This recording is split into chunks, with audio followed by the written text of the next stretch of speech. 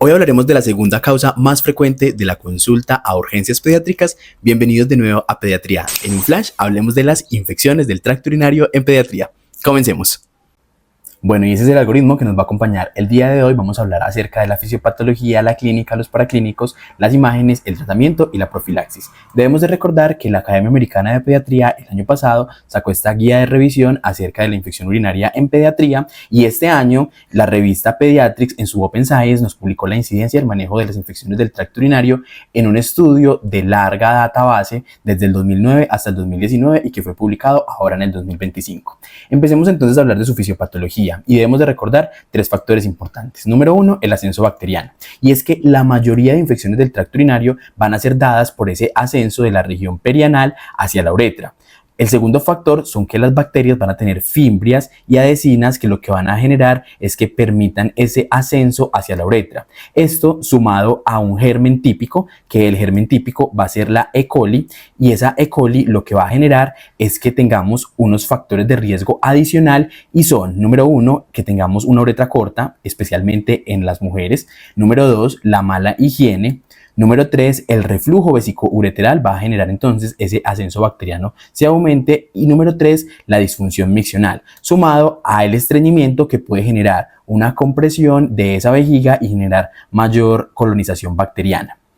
Vamos a hablar entonces de la clínica, y en la clínica vamos a iniciar que debe ser por grupos poblacionales. Entonces, en los neonatos tenemos que la clínica son manifestaciones inusuales. Pueden ser tanto como fiebre como hipotermia, pero también puede tener pielonefritis sin fiebre, y eso es una manifestación importante a tener en cuenta en este grupo poblacional. En los lactantes debemos de reconocer que los síntomas son inespecíficos. Por ejemplo, pueden tener fiebre, irritabilidad, y existe una calculadora que se llama UTICAL. Cuando tenemos un porcentaje mayor o igual al 2%, se debe de estudiar estos pacientes. Estos son las probabilidades de infecciones urinarias según las características clínicas. Vamos en la versión número 3, va para niños de 2 a los 23 meses de edad, y aquí nos habla de las características que deben de tener: la edad menor a 12 meses, la temperatura máxima mayor o igual a 39 grados centígrados, las historias de infecciones urinarias, mujer o varón no circuncidado, otra fuente de fiebre, la duración de la fiebre mayor o igual a 48 horas. Cuando se suman estos factores y dan en la probabilidad de infección urinaria mayor o igual a 2%, es una infección urinaria que se debe de estudiar, y eso nos sirve y es claro para identificar si esos síntomas son estudiables para esos pacientes. Y existen unos criterios que son para los pacientes mayores, que es cuando tenemos la pielonefritis. Usualmente se va a caracterizar porque va a tener fiebre el paciente, y tenemos síntomas irritativos urinarios, que son las cistitis urinarias, es cuando son afebriles, pero tenemos esos síntomas como disuria, tenesmo y demás, que nos hablan entonces de que los síntomas urinarios son bajos. Bueno, para hablar entonces de la tercera fase, vamos a hablar de los paraclínicos. Entonces, la toma de muestra va a depender si el paciente controla o no controla los esfínteres. Entonces, ese control vesical va a definir. Si no controla los esfínteres, va a requerir un cateterismo vesical.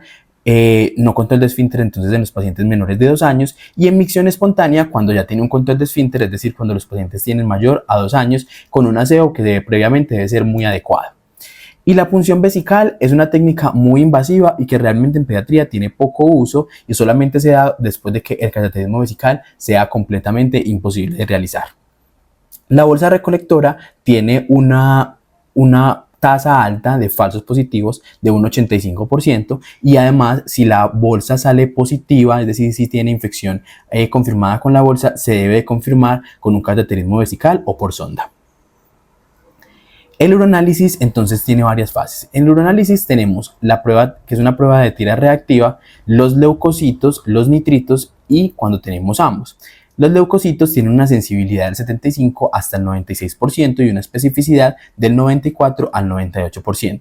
Cuando tenemos leucocitos positivos en el uroanálisis, es decir, esterasas leucocitarias, es porque estamos detectando piuria, y es útil como tamización. Sin embargo, puede dar falsos positivos porque podemos tener piurias aisladas, por ejemplo en la enfermedad de Kawasaki, o cuando tenemos fiebre solamente con los leucocitos. Es por eso que la sensibilidad varía tanto. En los nitritos tenemos una sensibilidad del 30 al 50%, pero una especificidad del 92 al 100%.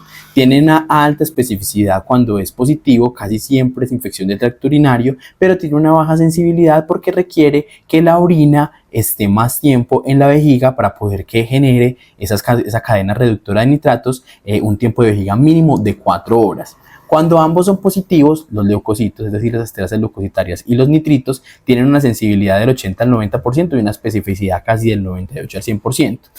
Cuando están combinados, tiene un valor alto predictivo para decir que tengamos infección del tracto urinario. Es por eso entonces que debemos de mezclarlo con lo que tenemos en el sedimento urinario. Y en ese sedimento urinario podemos tener esos 3 factores. Piuria, que se define cuando tenemos unos leucocitos mayores a 50 por campo de alto poder. Leucocituria, cuando tenemos unos leucos mayor a 25 por campo de alto poder, y unos eritrocitos cuando es menor de 3 el valor es normal, o cuando tenemos hematuria macroscópica podemos estar hablando de que tengamos una cistitis hemorrágica, y las infecciones virales pueden causar este tipo de cistitis hemorrágica. Y ahí debemos de sumarle entonces a esa toma de muestra siempre un gram de orina, porque el gram de orina es un método rápido, económico, sencillo y específico para detectar bacterias, y la identificación de bacterias es buena relacionado entonces con esos urocultivos positivos, siempre y cuando la muestra haya sido bien tomada. Hablemos entonces del urocultivo. El urocultivo no solamente va a salir de forma tardía, sino que muchas veces debemos de tomar mucho en cuenta cómo salió el uroanálisis y cómo salió el gram de orina, porque aquí vamos a tener entonces con qué tomar la decisión de iniciar o no iniciar tratamiento antibiótico, porque el urocultivo puede demorarse. Y el urocultivo nos habla que es positivo cuando tenemos mayor a 50.000 bacterias o unidades formadoras de colonia tomadas por cateterismo, cuando tenemos mayor a 100.000 unidades formadoras de colonia cuando fue por micción espontánea, y aquí es importante hablar de este cuarto punto, que van a ser las imágenes diagnósticas o las ayudas diagnósticas adicionales que yo tengo que tener en cuenta en los pacientes con infección del tracto urinario. Empecemos entonces con la ecografía renal, y la ecografía siempre debe tomarse en el primer episodio de infección del tracto urinario en pediatría. Cuando tengamos una ausencia de la mejoría en 48 horas, cuando tenemos alteraciones de la vía urinaria conocida, o cuando tenemos un germen atípico. Seguida entonces de las recomendaciones de esa ecografía renal, debemos de saber que ahí nos va a evaluar el tamaño, la forma renal, si existe duplicación o dilatación de los uretes y la existencia de anomalías anatómicas macroscópicas. Hablemos de la cistoretrografía miccional retrógrada, y es que esta prueba es el gol estándar o la de elección para determinar si el paciente tiene reflujo vesículo-ureteral. Requiere un urocultivo previo negativo para yo poder tomar la decisión de hacer la cistoretrografía miccional retrógrada. Y estas son las indicaciones. Cuando hablamos de un paciente varón masculino menor de 6 meses, cuando es la segunda infección del tracto urinario, cuando hablamos de un germen atípico o cuando tenemos un hallazgo anormal de la ecografía urinaria. Germen atípico es cualquier germen diferente a E. coli, como lo hablamos en la fisiopatología, porque esos no tendrían las fimbras ni las adhesinas que lo que me permiten es la colonización del tracto urinario, sino que son gérmenes que por algún factor están ascendiendo a la vejiga o están ascendiendo al riñón. Entonces debemos de caracterizar por qué está pasando eso. El quinto paso es el tratamiento. Entonces, en el tratamiento siempre se empieza un tratamiento empírico, pero eso va a depender del perfil local de resistencia bacteriana. Entonces acá les traigo algunos de los más utilizados en Colombia. Entonces, en las situs febriles, es decir, cuando tenemos una pielonefritis, debemos de hablar de estos 2 tratamientos antibióticos. La micacina, que se da en dosis de 15 miligramos por kilo día cada 24 horas y tiene una estrella porque debemos de recordar que debemos de tener una función renal adecuada previo a la utilización de este medicamento. O también se puede dar ceftriaxona en 50-75 miligramos kilo día cada 24 horas. Y cuando vamos a hacer el switch a vía oral, es decir, cuando tenemos una buena tolerancia a la vía oral, cuando está afebril el paciente y estamos fuera de signos de peligro para el paciente. En las citus afebriles o las cistitis, debemos de recordar que se puede dar tratamiento con cefalexina entre 50 y 100 miligramos kilo día dividido cada 6 horas, que es tratamiento oral, o con nitrofurantoína de dosis de 5 a 7 miligramos kilo día cada 6 horas, pero también tiene estrellita, entonces debemos de recordar que la función renal debe estar conservada para poder tomar en cuenta este medicamento. El número 6 es la profilaxis y es yo a qué pacientes tengo que dejarles un medicamento específico para que no se repitan las infecciones urinarias, al menos hasta que controlemos esos factores de riesgo o hasta que sepamos que está fuera de peligro. Número 1, cuando tenemos reflujo grado 4 y 5, y en reflujo de grado 4 y 5 siempre se da con profilaxis antibiótica. El reflujo de grado 3 depende de otros factores adicionales, es decir, si el paciente está lejos, tiene malos hábitos y demás, eso lo debemos de considerar desde la parte médica, incluso junto con nefrología pediátrica. El segundo factor es la recurrencia, es decir, hasta que nosotros tengamos un control de los factores de riesgo que estamos predisponiendo a tener infecciones del tracto urinario.